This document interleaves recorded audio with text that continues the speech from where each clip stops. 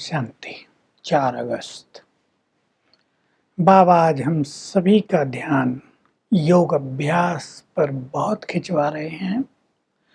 तुम अधिक से अधिक योग में रहोगे तो तुम पे होगी बृहस्पति की दशा। मैंने आकर स्वयं तुम्हें राजयोग सिखाया है। शिव की बहुत महिमा है तो जरूर कुछ करके गया होगा ना, इसलिए तो शिव जयंती मनाते हैं। तो मैं आता हूँ, मैं ज्ञान का सागर हूँ। तुम्हें संपूर्ण ज्ञान देकर ज्ञान का तीसरा नेत्र देता हूँ। मैंने तुम्हें साक्षात्कार भी बहुत करा दिए हैं। स्वर्ग में तुम कैसे थे? मैं स्वर्ग का रचयिता हूँ। तुम मेरे बच्चे हो, आत्माएं हो, तो जरूर वो स्वर्ग पहले तुम्हारे लिए ही होगा ना। तुम स्वर्ग में थे, बहुत सुखी थे, वहां के वैभव उनकी तो कोई तुलना ही नहीं, कल्पनाओं से परे। कलयुग के वैभव तो कुछ भी नहीं है। तुमने अपार सुख देखे हैं, तुम्हारे पास अपार धन संपदा थी। अब मैं फिर से तुम्हें वही सब कुछ देने आया हूँ। इस सृष्टि को तो समाप्त होना है। बॉम्ब्स बना लिए हैं बड़े बड़े, शहरों पे गिरेंगे, सारे का सारा खेल खत्म हो जाएगा, कोई कुछ कर नहीं सकेगा। खून की नदियां बह जाएंगी और फिर आएगा स्वर्णिम युग। मैंने तुम्हें साक्षात्कार कराए। तुम वैकुंठ में जाते थे, कभी मूल वतन में चले जाते थे, सब अच्छे अच्छे अनुभव करते थे। लेकिन माया कितनी जबरदस्त है, जो साक्षात्कार करते थे, ध्यान में जाते थे, बाबा के कार्यों में भी बहुत मदद करते थे, धन से भी, सेवा भी बहुत अच्छी करते थे, लेकिन माया ने उनको हरा दिया। चले गए हैं सभी बाप को छोड़कर, फिर आएंगे। बाबा तुम्हें सावधान करते हैं, बच्चे, ये माया भी बहुत प्रबल है।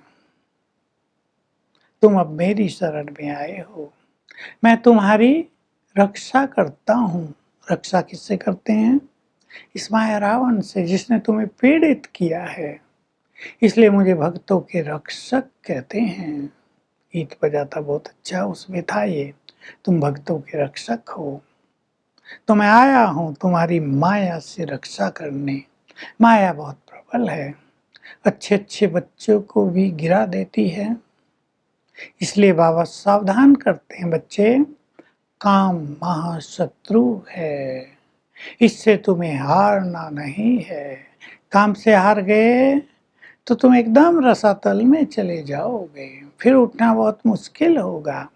इसलिए योग अभ्यास बढ़ाते चलो तो तुम्हारी काम पर विजय होती चलेगी। जिन्होंने काम को जीता है, जो पवित्र बने हैं, वो देवी देवता बन गए।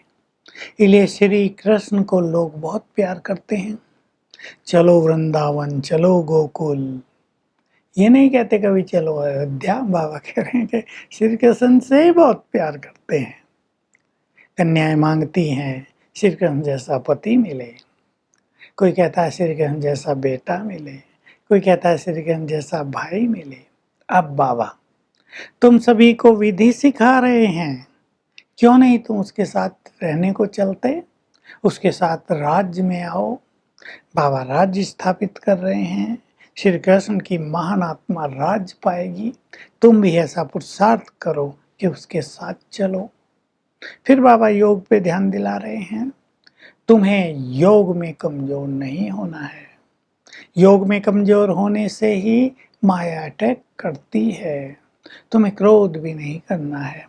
मुख में कुछ डाल लो, हिंदी में मुलरा कहते हैं, मुख में कुछ डाल लो, क्रोध ना आए। परंतु क्रोध तो अचानक आता है, मुंह में कोई कब डालेगा। बाबा सावधान कर रहे हैं, बच्चे, तुम्हें बहुत सुखदायी रहना है। तुम योग में रहोगे, गफलत नहीं करोगे तो बहुत ऊंची स्थिति रहेगी। सवेरे उठकर योग अभ्यास करो, एकांत में बैठकर योग अभ्यास करो। क्रोध तुम्हें नहीं करना है, क्रोध से शक्तियां नष्ट हो जाती हैं। भले ही बाबा कहते हैं काम से ही कहा जाता है, इससे पतित बनते हैं, पर क्रोध भी तुम्हारा सेकंड नंबर शत्रु है ना। इसको भी तुम्हें जीतना अवश्य है। इसलिए पुरुषार्थ में, योग अभ्यास में तुम्हें ढीले नहीं होना है। मैं तुम्हारे सम्मुख हूँ। तुम पर बृहस्पति की दशा बैठ गई है, तुम्हारी चढ़ती कला हो रही है, तुम सेकंड में ऊंचे चले जाओगे, लोग देखते रह जाएंगे। तुम्हें सेवाएं भी बहुत करनी है। तुम्हारा ये झाड़ यानी वृक्ष बढ़ता जाएगा, तुम्हारी संख्या बढ़ती जाएगी। एक दिन आएगा तुम्हारी संख्या बहुत ज़्यादा हो जाएगी, तो तुम्हारा नाम वाला हो जाएगा और सभी इस ज्ञान को लेने के लिए तत्पर हो जाएंगे। तो आज हमें बहुत ध्यान देना है कि माया का वार तो हम पे कहीं नहीं होता है। काम विशेष रूप से जो महाशत्रु है, जो स्थिति को गिरा देता है, उसके वश तो आत्मा नहीं होती। इसके लिए सोशल मीडिया पे गलत चीज़ें नहीं देखनी है। प्रतिज्ञा कर लें सभी, जिनको पवित्र बनने का लक्ष्य है, लक्ष्य होना ही चाहिए, वो सोशल मीडिया पे कुछ भी गलत ना देखें। गंदगी बहुत है वहाँ भी। आपकी जेब में जो मोबाइल पड़ा है उसमें गंदगी बहुत है, लेकिन वो हमारे लिए नहीं, हमारे लिए उसमें अच्छी बातें भी तो बहुत हैं। हम लोग भी देखते हैं, उसमें अच्छी बातें मिलती हैं। दूसरा, क्रोध पर विजय। दो चीज याद रखेंगे, तुम्हारा एक सेकंड का क्रोध तुम्हारे उज्जवल भविष्य को नष्ट कर सकता है। ध्यान देंगे, एक सेकंड के क्रोध ने कईयों को जेल में पहुंचा दिया 10-15 साल के लिए, कईयों के परिवार नष्ट करा दिए हैं। दूसरी बात, धैर्य से क्रोध को जीतो। इमीडिएट जो रिएक्ट करते हैं हम, उससे बचेंगे। थोड़ा धैर्यवत होंगे तो धैर्य से क्रोध को कंट्रोल करना इजी हो जाएगा।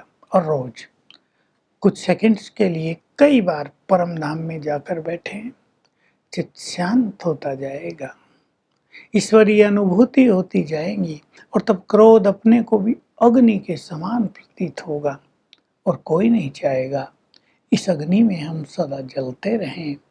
तो क्रोध पर हमें विजय पानी है और संपूर्ण निर्विकारी बनना है। वरदान है, श्रेष्ठ पवित्रता की स्मृति से सुख शांति का अनुभव करने वाले नंबर 1 अधिकारी भव। पवित्रता पर हमारा अधिकार हो, ये हमारा नेचुरल संस्कार है। पवित्रता सुख शांति की जननी भी है। पवित्रता में अगर हम फुल होंगे तो सर्व प्राप्तियों में फुल होंगे। इसलिए प्रतिज्ञा करके उसमें कभी भी ढीले नहीं होना है, तो नंबर 1 सतयुग के भी अधिकारी बन जाएंगे। स्लोगन है, व्यर्थ से इनोसेंट बनो, यानी व्यर्थ का पता ही ना हो क्या होता है, छूट जाए तो सच्चे सच्चे सेंट माना संत बन जाएंगे। आज का हमारा अभ्यास होगा, हम फील करेंगे मैं आत्मा मूल रूप से संपूर्ण पवित्र हूँ, पवित्र थी। डीप रियलाइजेशन में पहुंचेंगे, मैं परम धाम में थी तो संपूर्ण पावन, देव स्वरूप में थी तो संपूर्ण पावन। पवित्रता मेरा निजी स्वरूप है, मुझे कुछ करना नहीं, ये तो है ही मेरी चीज, और मैं पवित्रता का फरिश्ता हूँ। ऊपर से बाबा की पवित्र गोल्डन किरणें मुझ पर पड़ रही हैं। इसका अभ्यास 5 बार अवश्य अच्छी तरह सारे दिन में करेंगे। ओम शांति।